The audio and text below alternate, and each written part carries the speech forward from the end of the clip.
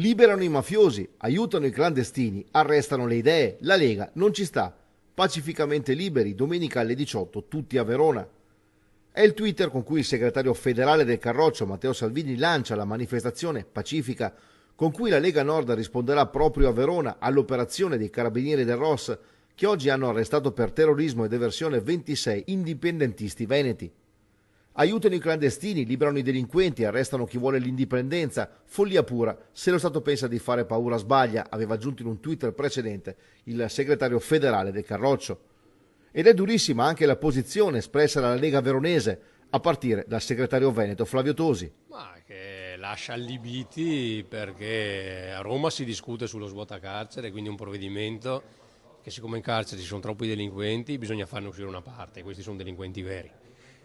Mentre invece qui si vanno ad arrestare delle persone, io conosco da più di 20 anni Franco Rocchetta, la cui pericolosità sociale è inesistente e quindi sembra un provvedimento assolutamente abnorme. Le procure in generale dovrebbero perseguire la giustizia e la verità.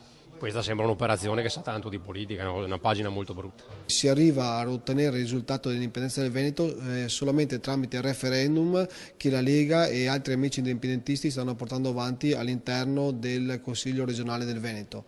Secondo noi questa è la battaglia fondamentale, è una battaglia unica, è una battaglia democratica perché è proprio il popolo che la vuole.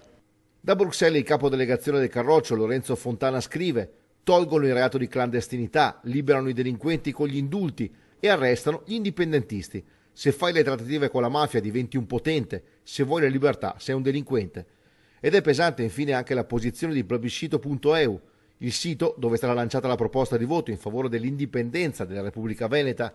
Arrestateci tutti, la rivoluzione digitale e pacifica sta facendo tremare lo Stato italiano. E ancora, lo Stato ha perso la testa di fronte al processo democratico e pacifico decretato dall'89,10% degli elettori nel referendum di indipendenza del Veneto, e lo stesso sito ha lanciato nel pomeriggio la prima mobilitazione generale che si è tenuta stasera in piazza San Marco a Venezia.